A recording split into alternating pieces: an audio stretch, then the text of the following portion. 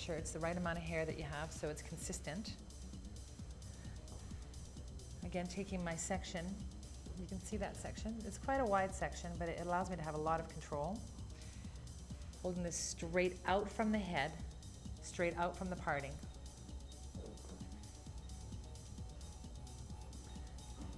I'm going to connect this through.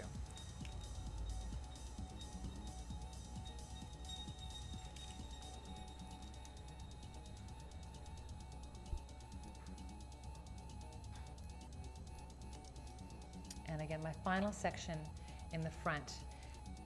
Again, in order to have consistency from the front to the back, I'm dropping out that hair that sits right in front of the section over the ear so that I retain the density. Dropping that out. And then in the front of the section as well, dropping out hair so that you don't create a hole right there. Holding this straight out from the head. There's my guide for my halo section, and the section is straight out from the head.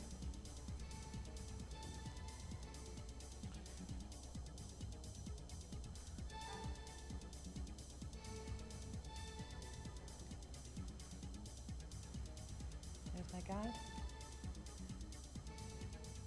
And connecting this through.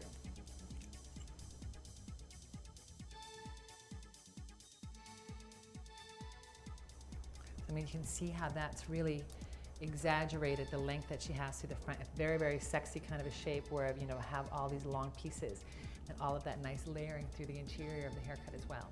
And do the exact same thing on the other side. So you can see I finished layering all of the hair, so she's got this great movement in her hair, and you can see her color really come to life now as well.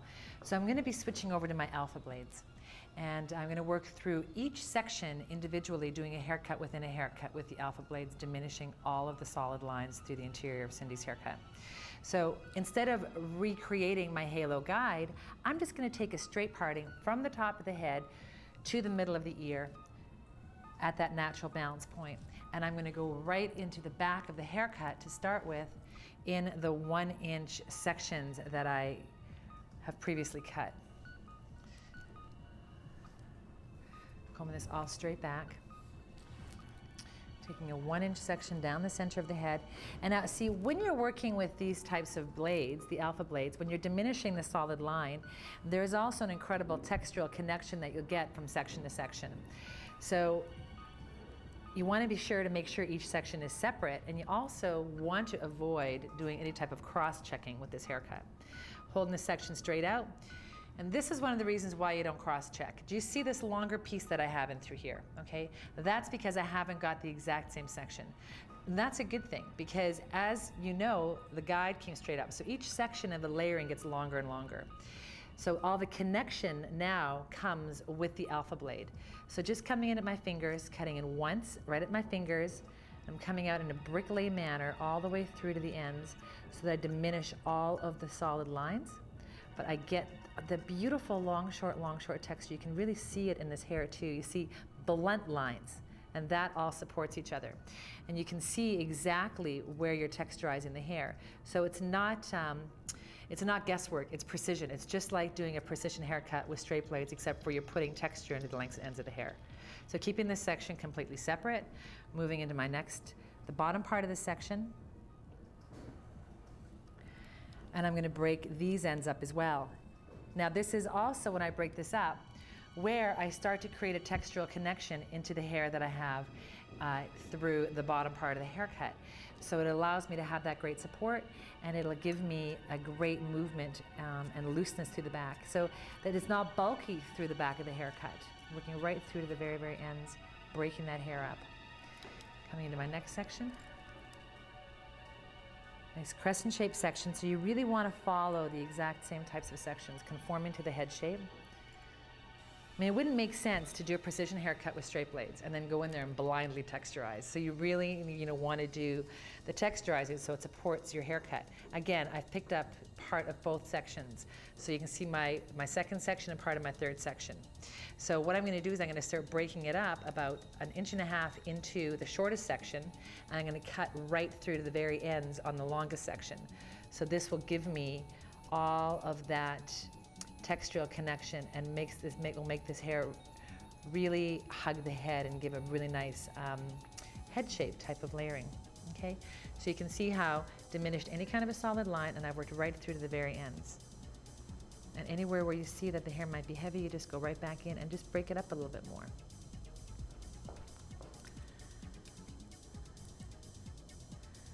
Holding this section again straight out from the head. And you can see how the shorter piece just fell out, so I'm completely just disregarding that shorter area.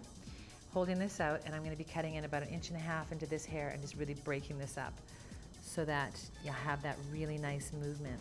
So it's not creating skinny little wispy bits through the ends. There's structure through this hair still, and that's why we have the ability to get so much great dimension and so much great control over the hair. And then my final section, making sure again to drop out any of the hair that I've dropped out previously when I was cutting, because any of the connection of the textures is going to come after I finish breaking up the interior of the haircut. Holding this out, it'll be the last thing that I do, and then just break up all of this hair. This is really fast and it's so efficient, and you know, literally you can get a haircut done so fast in the salon.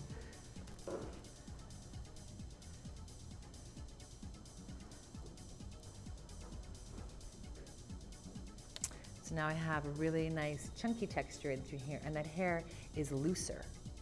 So let me see, I'm going to shake this out. You can see that looseness on the one side. When I show you the side that I haven't broken up yet, you can see how much heavier this looks.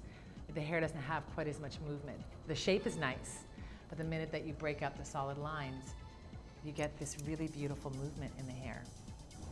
And do the exact same thing on the other side. That has a lot more looseness to it.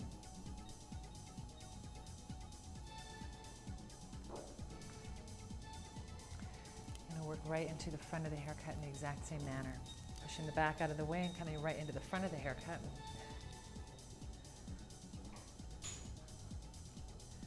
And you can see the piece that I've dropped out through the hairline into the front. Drop this piece out again, because we'll break that up and get a textural connection in the end. Hold this straight up off the head and start breaking this up. So you can see that this is a part of the section previously that I've already broken up. So you don't want to break that up again. So just drop that out of the way. And then just start brickling all the way through. You get that beautiful chunky texture. The alpha blades, I think, really change the way that all of us hairdressers look at hair, because it really allowed us to be able to save so much more time. And if you think about the chipping and notching that we often see, it's really random and it isn't consistent. And it takes a long time, whereas this is precision. It's just exactly the same way as using straight blades, but gives us the ability to have, you know, save time and have the ultimate control. Again, dropping out the hair through the front hairline, holding the hair straight out.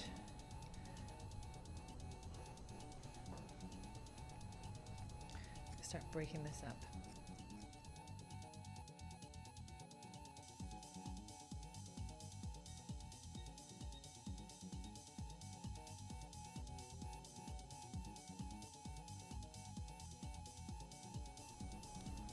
You see all that long, short texture.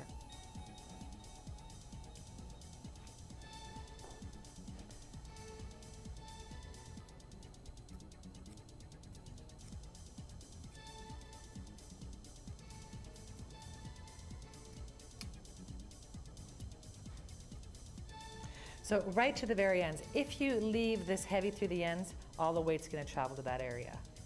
And that's what you want to diminish. So you really want to see, you can really see the bricklaying effect that we have into the lengths and ends and the chunky texture.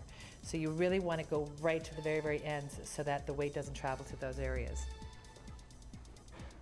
Again, coming in on my final side here, I'm just going to break this up as well.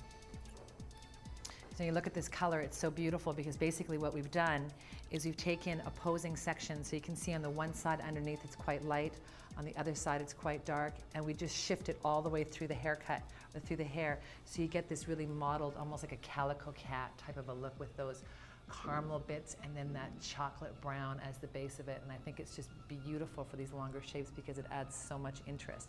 Worked with illuminating lightener to lighten the pieces, and then working with the Rusk Deep Shine color